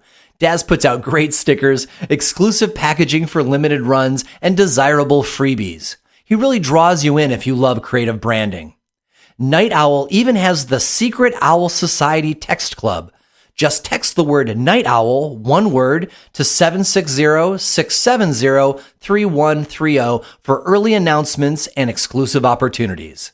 Of course, you can see lots of photos and find out about upcoming drops by following the Night Owl Seeds Instagram too, at daz.nightowl. That's DAZ.nightowl. You can get your packs of Night Owl seeds at several distributors, including DC Seed Exchange, Insane Seeds, and Hembra Genetics. That's Night Owl Seeds. There's a difference because we're different. Sometimes the topics I want to share with you are far too brief for an entire Shaping Fire episode. In those instances, I post them to Instagram. I invite you to follow my 2 Instagram profiles and participate online. The Shaping Fire Instagram has follow-up posts to Shaping Fire episodes, growing and processing best practices, product trials, and, of course, gorgeous flower photos. The Shango Los Instagram follows my travels on cannabis garden tours, my successes and failures in my own garden, insights and best practices from personal grows everywhere, and always gorgeous flower photos. On both profiles, the emphasis is on sharing what I've learned in a way that you can replicate it in your own garden, your own hash lab, or for your own cannabinopathic health. So I encourage you to follow at Shaping Fire and at Shango Los and join our online community on Instagram. Over the years, Shaping Fire has been invited to sponsor several cannabis cups, and I've said no to them all. It wasn't until the Autoflower Cup that I really wanted to help promote something, and the producers, Sebastian and Carla, didn't even invite me. I approached them. I told them that Autoflower Cup was important to me for 3 reasons. First, it was obvious that they were going for a friends and family vibe instead of some sort of commodified cannabis vibe. This event was going to gather really cool folks. Second, the event had a ton of cool stuff to do and to learn and to participate in. The event isn't just about cannabis. It's about living life fully, enjoying community, eating together, laughing and listening to music, and mushrooms. Third, and most important to me personally, the event was authentically for the autoflower community, and the autoflower community needs a place too. Autoflower is about getting high, sure, but I find that much of the autoflower community is still focused on cannabis patience, home grow, sharing best practices, sharing seeds, and humility. These are the ideals that I share with the event, and I wanted to make sure I did my part to help it succeed. Announcing the 2021 Autoflower Cup August 6th, 7th, and 8th in Lillooet, Washington, just outside of Seattle. This over 21 event is presented by Camp Ruderalis. The Autoflower competition is open to everyone, commercial and home growers, so get your skills recognized and enter today. A cup win now will make you a leader in the community. Here comes the ear candy. Stunden Glass Hookah Lounge, pop-up magical butter chocolate shop, waterfront marketplace with an array of vendors. There will be an old school autoflower seed swap, joint rolling competition, cannabis cooking demos, solventless squishing demos, and late night documentary screenings of fantastic fungi. Chef Sebastian Carosi's award-winning classics like elk chili, Kobe beef kimchi dogs, oyster po' boys, and razor clam chowder. Wild oyster harvesting, mushroom foraging, s'mores around the campfires each night. Dan Jimmy of Mandalorian presentations, psilocybin mushrooms presentations, camping, glamping, RVs, and Airbnb. So check out campruderalis.com for those details and follow the Instagram at the Autoflower Cup 2021. Welcome back. You are listening to Shaping Fire. I am your host, Shango Los. And our guest this week is cannabinoid pharmacologist, Miyabe Shields PhD. So, Miyabe, we got to go back to the mango, right? We threw it in there at the end. Yeah, we threw it in there at the end. And there are so many people still talking about having mangoes before you get high because it helps. And this is untrue. And let's get it directly from a scientist. Please break it down. I believe that if you believe it will make you higher, that it will. That's what I normally say. Well, it's placebo, right? Essentially, it feeds into set and setting, right? If you believe it to be true, your brain tends to, tell you that you're right. So if I break it down to what people normally talk about, it's myrcene, right? People are normally talking about the terpene that is present in mangoes that will then make you feel higher. From what I've seen about like the bioavailability of myrcene and the amount of myrcene that is present in mangoes, which means that when you eat it, like how much of it actually enters your system, our body metabolizes terpenes really, really quickly, specifically if you're going edible route of administration, right? It's hard for me, it's difficult for me as a scientist to believe that eating a mango, which has relatively low amounts of myrcene that are bioavailable that then get metabolized almost immediately, would like make it to the brain to have like a significant effect. But I'm much more convinced of the fact that if you were to believe that that were true and you had that in your head, that would absolutely happen for you. And like, I don't think there's anything wrong with the placebo effect. Like, while we're just on the topic of placebo, like ultimately at the end of the day, what are we trying to do? We're trying to have an effect. You're looking for an experience. So people ask me sometimes like about, like I take CBD every day. And it helps me a lot. And people have asked me about it, being like, how are you sure it's not a placebo? And I'm like, you know what? I actually could not answer that for you with 100% certainty, because no one can. And I don't think it matters whether or not it's a placebo, because it works for me. And so I think that like coming to like mango and the science and from what I've seen, I don't believe like scientifically that anything biologically is going on other than altering your expectation of what it will feel like. Right on. And that's in line what Dr. Ethan Russo shared with us during the Shaping Fire sessions video too, when we were talking about eating food to support your endocannabinoid system.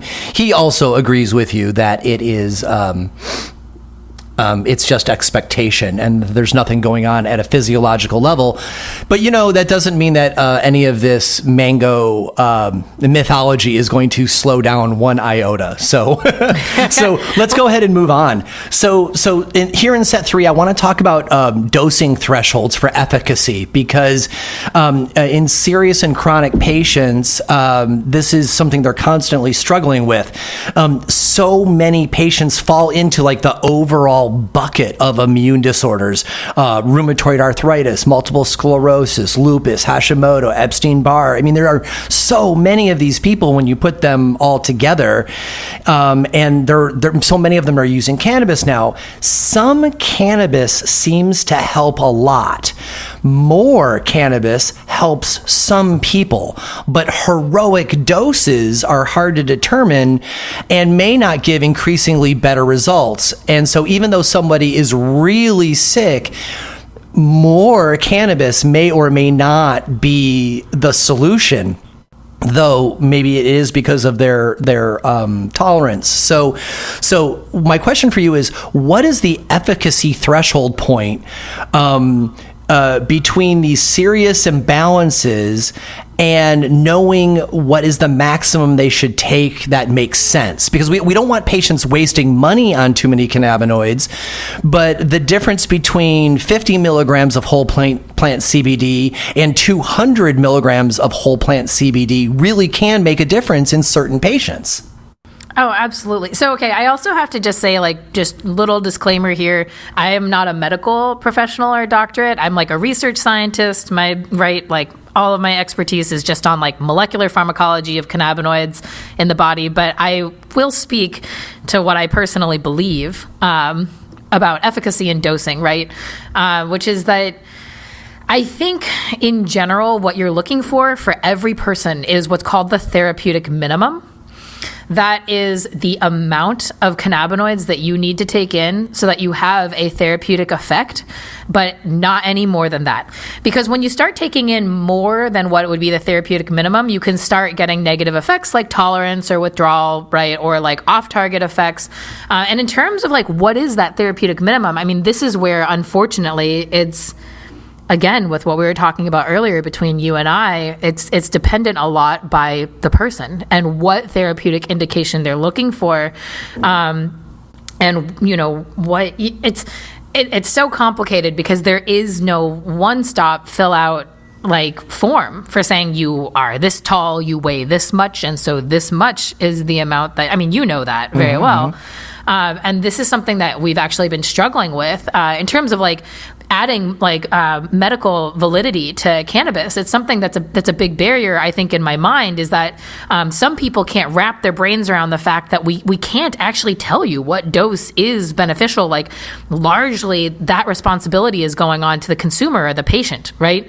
Like, more and more, like what you were talking about with citizen science, we're realizing that it's up to us to do this experimentation to figure out what it is. And a lot of people in the general public feel like not capable of making that decision, right? So I'm just going to explain something that, and it only works for people who can monitor their symptoms with a number, but it's basically called a titration. And a titration means adding something slowly until you reach like an equilibrium. That's like the layman's way of explaining it.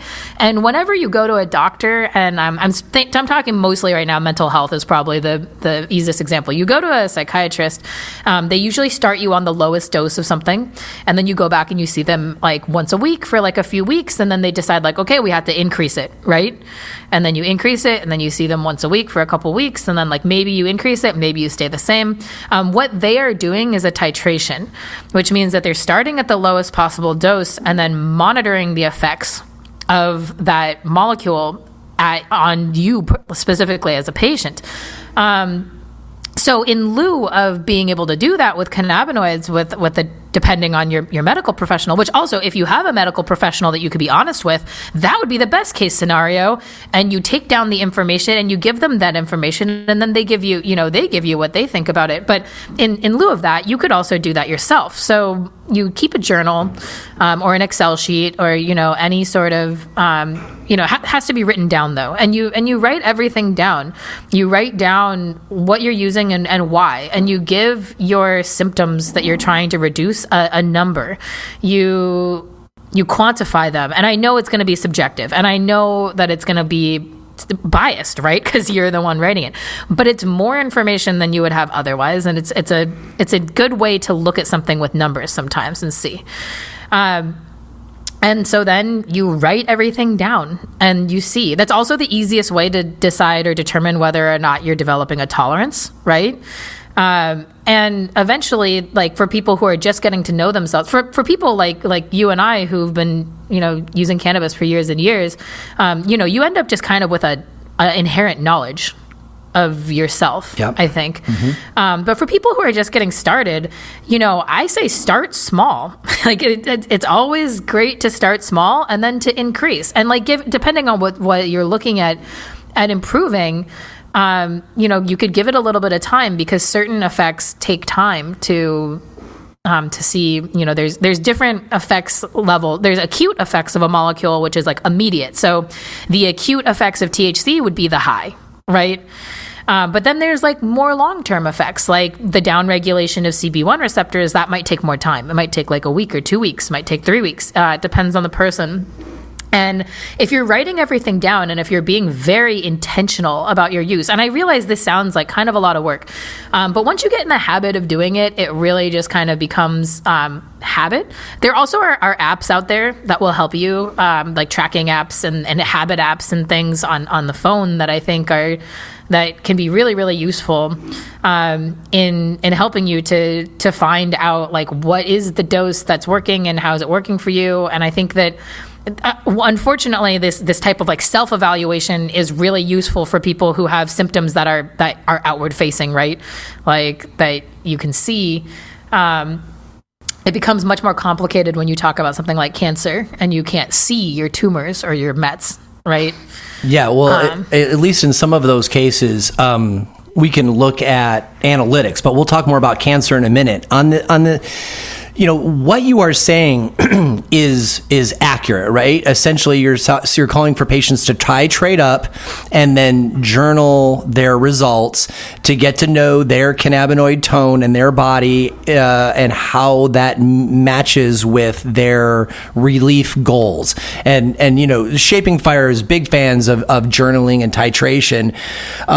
And not to discount this, but at the end, that just means that the answer is trial and error, which is what these these patients are already doing, you know? It is, and it's the applied it trial sucks that and we error. don't have a better answer for these folks, because doing that, you know, that trial and error, that titration and journaling, you're probably going to hit like over medication a couple times and have some crappy paranoid experiences. You're probably going to have to be patient when you're feeling impatient because you're experiencing symptoms from whatever's, you know, going on for you, and you have to deal with those symptoms while you're trying to figure out if you need 20, 50 or 200 milligrams of CBD a day.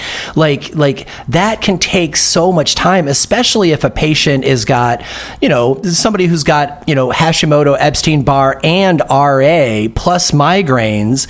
It's like it's a total mess of symptoms that you're trying to work your way through, and you're right. All we can do is, you know, suggest titration and taking a journal and talking with other patients. But golly, that's a disappointing.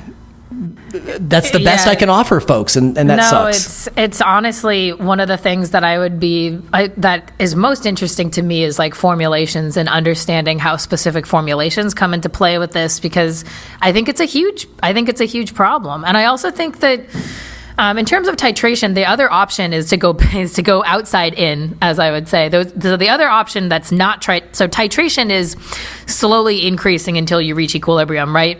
The opposite of that would be outside in, which is taking the smallest dose and seeing what you feel, and taking the largest dose you're comfortable with and seeing how you feel, and then working your way in from that, if that makes sense. Yeah, wow, taking that biggest dose, that sounds sketch.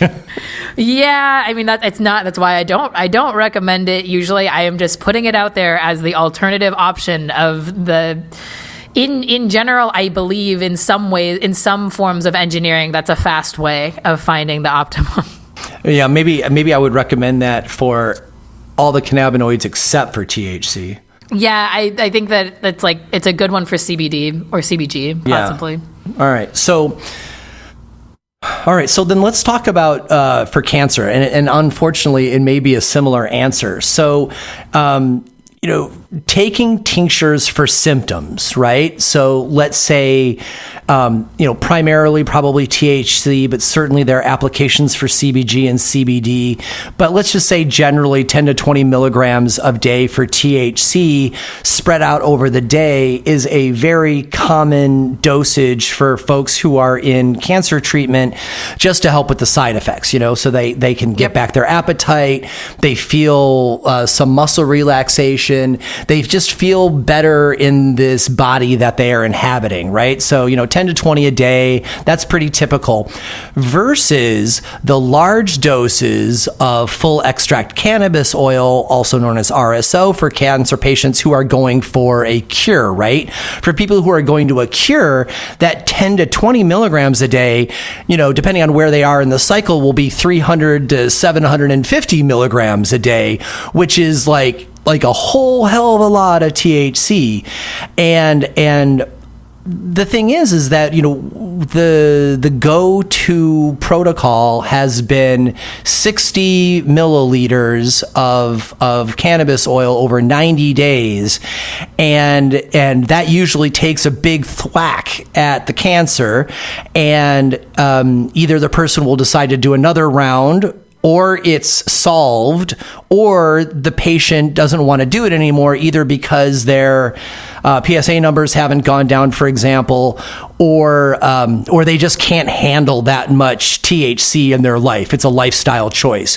So all of that is to set up this question, which is, you know, how do we, is it even known what the efficacy is against big monsters like cancer for THC, or is this simply, you know, how it's been done in the past of let's throw THC at it and see if it sticks, and it just hasn't been updated with appropriate science yet? So the cannabinoids show anti-tumorigenic properties. Like it's been established, but the way that we test this in the lab has a lot to do with usually it's either a cell culture or animal model, right? Mm-hmm. And then we have all the human information out there, right? Like what you're describing, all the people with the protocol and using really, really high doses of cannabinoids. So like, is there science behind it? Yes. Do I know, or can we say like what dose, what threshold are the anti-tumor properties going to have effect? No, which is also why I think people lean towards more, because in general, yes, like if you're going to err on the side, if you want anti-tumor properties and you're trying to err on the side of getting those, then in theory, more or a higher dose would be better than less. I had a patient tell me that she was going to go big or go home, right? She's all like, if I'm not going to do chemo, I'm going to take all the THC that I can pack into my body because that's where all my chips are. You know, this is unrelated. I mean, it's not unrelated from the endocannabinoid system, but it's unrelated to cannabis. But I think one thing of interest whenever cancer comes up that I mention is fasting and the effect of ketosis, and which ketosis is when your body runs out of sugar and begins burning ketones for energy. Instead, it's fat. You're burning fat. The endocannabinoid system is a fat signaling system. It's involved in this. There's a big shift that occurs. So it is related to endocannabinoid system, not necessarily related to cannabis, but there's a lot of evidence out there that fasting is very beneficial in terms of its like anti-tumor properties, like anti-metastatic properties. And it also just, it's beneficial in general. This is like, this isn't the topic that we're on whatsoever. It's just something that I thought was worth mentioning. Actually, it's kind of on topic. Here, let me tie it in for you. Because so many of the patients who are on high THC dosage, full extract cannabis oil for cancer, you know, it's a very common that they get sleepy, right? They just nap all day long, and their caregiver needs to arouse them to get them to eat and to go to the bathroom. And one of the challenges with patients is to make sure they keep their weight up because they're spending so much time sleeping, and they get over the munchies part of cannabis really quickly. And so generally patients lose weight in the last, you know, say 4 to 5 weeks of using a full extract cannabis oil for cancer. And wouldn't that be interesting if it is the decreased calorie intake which causes the boost to the immune system, which is playing a big role in that? I would think that it's synergistic for sure. Although I also, like, we have to mention that, like, obviously getting proper nutrition and like not losing a significant amount of weight. Right. The goal is to not lose weight, but it tends to happen. It's also important. You know, absolutely. But in terms of like, so cancer is the overactive, and I'm not a cancer expert like whatsoever also, but just in general, right? Like cancer is what happens when there's a mutation in your cells, and then they overactively reproduce and grow, and they are evading the immune system. Like normally, if our immune system was to be functioning authentically or correctly, then the immune system would identify those. I mean, we have mutations in our cells all the time. We have errors. Every single one of us, like probably right now, has at least one cell in our body. I could probably guarantee it. There's at least one cell in our body that's doing something wrong. All right, like when our bodies aren't perfect, but we have a system in place that like identifies those errors and fixes it. And cancer occurs where somehow the cancer cells are evading that system, right? And yeah, I think that, and the endocannabinoid system is integrally linked to immune function and to energy, energy homeostasis or energy balance. And cancer cells take up a lot of energy. They're replicating very rapidly. And so there's all the anti-tumor properties of the cannabinoids as well, but then there's all the endocannabinoid system interaction with the immune system. You know, it's really complicated, and I could not imagine what I would feel like if I was diagnosed with cancer. So I can't speak for sure what I would definitely do in that scenario, because I know that when that happens and when you get that diagnosis, your life changes forever. And I could be saying something now that I believe I would do, and I maybe wouldn't do it, right? Right. But it is my belief currently that if I were to be diagnosed with cancer, that I would use cannabis and fast. And then I would also be open to chemotherapy. I mean, I would be open to it, but I think it would not be the first stop. Right on. I want to go back, and I'm going to bite. Like, I heard you used a subtle change in your intonation when you used the word normally. And then in your next sentence, all the places that you would have used normally, you swapped out that word. And I want to bite. Why did you not choose to use the word normally to describe a function of the body? I don't think, that's funny, Shango, that you picked up on that. I don't like the word normal. I dislike that word almost in every context or way that you could, in any way that you could use that word to describe human functionality, it doesn't fit. So I think that's just kind of where that came from, is that I slip up all the time. I used the word normally, and then I think about it and I'm like, that's not the most correct way to say that. And that normal, and using the word normal implies, it implies that we have an understanding of human diversity and functionality that we just don't have. So it's my personal opinion that I don't like using the word normal to describe anything having to do with humans. Right on. I'm with you. And it assumes that there is an established standard that doesn't exist. It just doesn't exist. Yes. Yeah. You hit that on the head with that one. I slipped up. I do it all the time. I don't believe there's a normal. Right on. Well, cool. Thank you. Because I heard, how you can hear someone's mind thinking as they build their sentence. And I heard you play with that. And I'm like, oh, there's something going on there. I want to know. So let's finish up this episode with a follow-up question from part 1 that we did a few weeks back. We talked a lot about tolerance breaks during part 1 of this endocannabinoid mechanics series. And the number one question I got from folks was about taking a tolerance break from cannabinoids that are not THC, because you said something really interesting. You talked about how often you do THC tolerance breaks and how they're good for you, but you also said that you don't take tolerance breaks from CBD, and that's what everybody was asking me about. They're like, ask her why she doesn't take them for CBD. Doesn't she need to, doesn't Miyabe need to take a break from CBD because they may be getting a tolerance from CBD as well? And then I got the same questions. Well, how about THCA and how about CBG then? Because patients are all taking these various non-THC cannabinoids, and they all expect that they need to take a break from them, just like they would THC. But by your comment that you don't take one from CBD left everyone in a quandary. So will you flesh that out? So I realized that I actually misspoke because I use full spectrum products. So I don't actually technically take breaks from THC either. Because there's trace amounts in your CBD stuff. There's small amounts, and then I smoke hemp flower, right? So there's going to be small amounts of Delta 8 in there as well.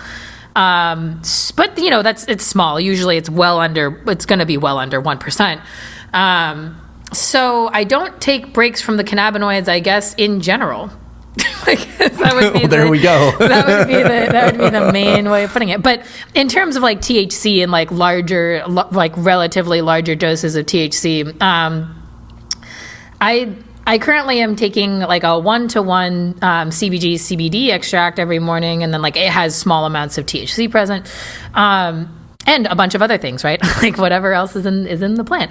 But it's interesting because like, do I need to take a tolerance break from these? Okay, so what is a tolerance break, and what is the point of a tolerance break for people, right? Like in general, the added benefit of a tolerance break, there's a couple added benefits. Like the first added benefit of a tolerance break is going to be to decrease your tolerance.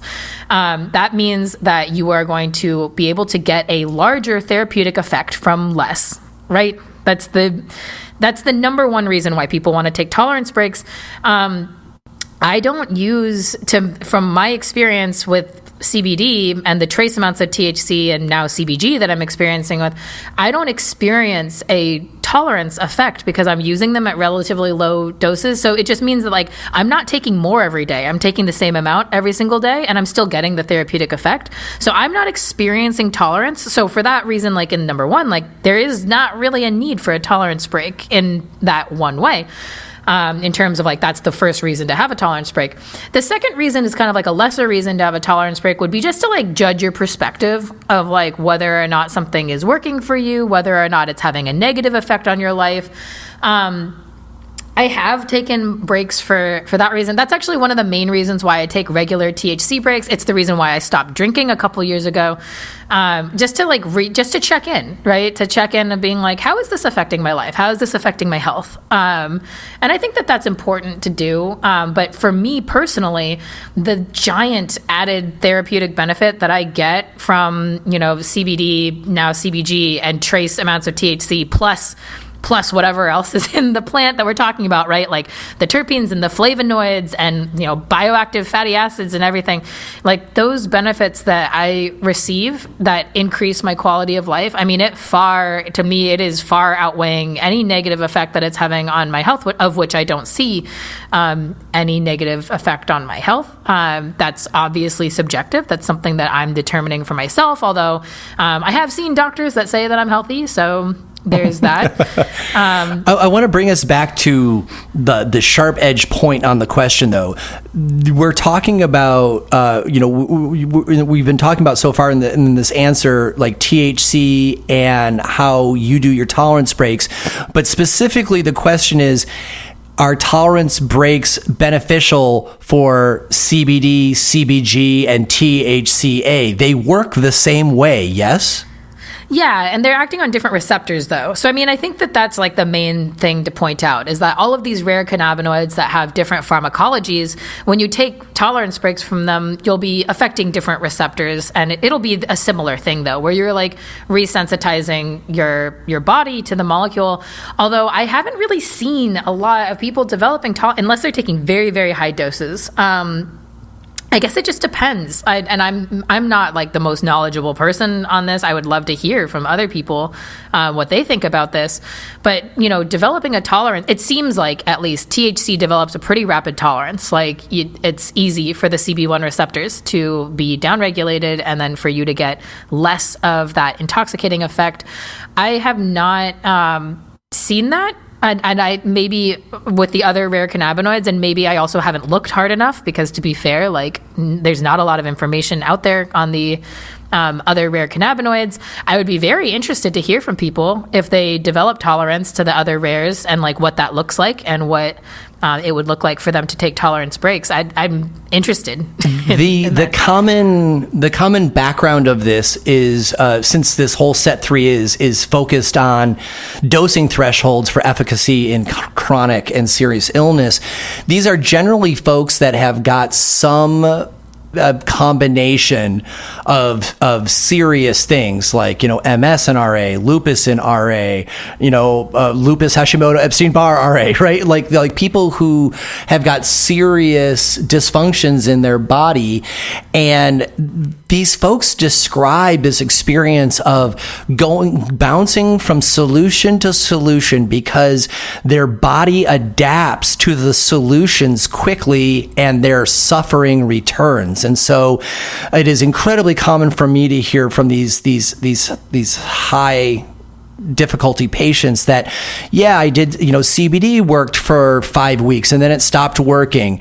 And so I moved on to CBG, and CBG helped decrease the inflammation for a few weeks and then it stopped working. And then they moved on to mushrooms and then that worked for a while and that stopped working. And then they're like, so then I went back around to CBD. Oh, CBD was now working again. And so many of these patients, they hop from method to method to method to and they're even switching from drugs that have different methods of action, right? So it's not even always the method of action. It's as if they need to keep goosing their immune system with different solutions to refreshen it, right? And so it's these folks that are looking for any way to refresh their body's reaction to these natural plant medicines. And when you said inaccurately that you take a break from CBD, people were all over this because they're like, should we not be taking our breaks from CBD? And I think that the answer is actually, yeah, they should be.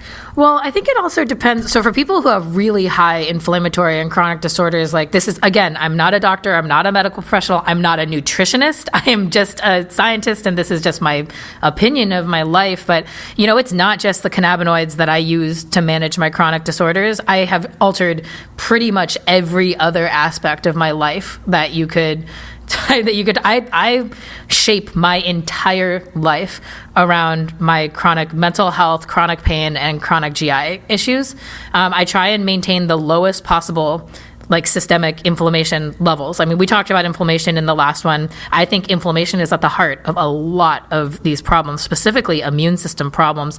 And so I would say, as advice, in my opinion, is that you have to find a way to potentiate the cannabinoids. You have to find a way to make them more effective. And there are a number of ways you can do that, right? Like by modifying your diet, modifying your fasting or your eating window. I take cold showers and do breathing exercises, right? Like people who've heard of Wim Hof.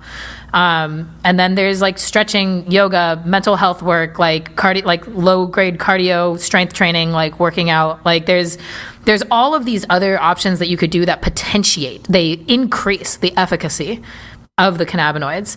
And I know that for a number of reasons, those things are extremely difficult to implement in your life. And they feel like this when I say all of them out loud, it's like, oh my God, I can't believe I do all of those things.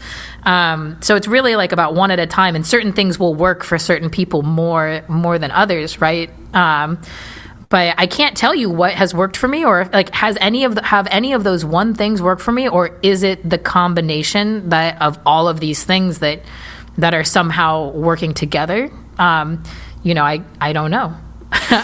That's actually a really good point, is to bring us back to the holistic nature of this. And while I know that the inflammation patients that I've worked with would howl at the idea that they do weight training, right? And that they lift things because most of them feel so broken and weak. The body doesn't really know. I mean, for this application, the body doesn't really know the difference between a 1 pound weight and a 20 pound weight. All it knows is that it's being put into a stress and release of the muscle sets. And so it is going through the body actions that respond to that, and there is healing and efficacy in that. And so, I like the fact that you recognized the mental impossibility of that for these patients. Oh, and yet just find something heavier than nothing. Or just nothing, just body training. Start with what is good for you. I have hypermobility issues. I injure myself really, really easily. I don't lift now that I've been lifting for a while, I've been able to increase my weights. But it's all about what you're comfortable with and what actually brings things to your life and that are manageable to you to do. I think that's the starting point. And then what you said about a 1 pound weight. I mean, you do a 1 pound weight for 6 months, it'll turn into a 5 pound weight. You do that for another 6 months, it'll turn into a 10 pound weight. And then you'll get to 20, Right on. Well, Miyabe, thank you so much for joining me again on Shaping Fire. I enjoyed our first interview for part 1 so much that I was glad that you were open to do a part 2 in endocannabinoid mechanics. And people love it, to be able to hear this level of scientific detail from a scientist who is able to put it in layman terms, human terms, is a real joy for most of us. So thank you so much for sharing your expertise and good cheer. Well, thank you so much for having me. Honestly, I really enjoy your questions, and your listeners must be a pretty sharp bunch, So don't. I mean, in terms of layman type stuff, I'm excited. The questions are not layman questions. Right on, excellent. Well, yeah, I'm pretty stoked with the Shaping Fire audience too. People come here when they want to get serious, and I'm grateful they're here. So thank you, Miyabe. If you have missed part 1 of endocannabinoid mechanics with Dr. Miyabe Shields, you can go back and enjoy Shaping Fire episode number 78. That was the part 1. It is fabulous, and you should definitely check it out if you just started with this one. If you would like to learn more from Miyabe, I strongly suggest that you follow their social media, which is just absolutely filled with rich content, and how I found out about them. The more reliable platform for that right now seems to be Instagram, and their Instagram is at Miyabe PhD, and that's Miyabe PhD. So Instagram seems to be the best place to go. However, the secret is that the TikTok material is actually more fun for the moment, and the TikTok, TikTok keeps deleting Miyabe's account. But for now, it is also at Miyabe PhD. So follow both the Instagram account and the TikTok account to stay up on, festive cannabinopathic learning with Miyabe. You can find more episodes of the Shaping Fire podcast and subscribe to the show at shapingfire.com and wherever you get your podcasts. If you enjoyed the show, we'd really appreciate it if you would leave a positive review of the podcast wherever you download. Your review will help others find the show so they can enjoy it too. On the Shaping Fire website, you can also subscribe to the newsletter for insights into the latest cannabis news, exclusive videos, and giveaways. On the Shaping Fire website, you will also find transcripts of today's podcast as well. Be sure to follow on Instagram for all original content not found on the podcast. That's at Shaping Fire and at Shango Los on Instagram. Be sure to check out the Shaping Fire YouTube channel for exclusive interviews, farm tours, and cannabis lectures. Does your company want to reach our national audience of cannabis enthusiasts? Email hotspot@shapingfire.com to find out how. Thanks for listening to Shaping Fire. I've been your host, Shango Los.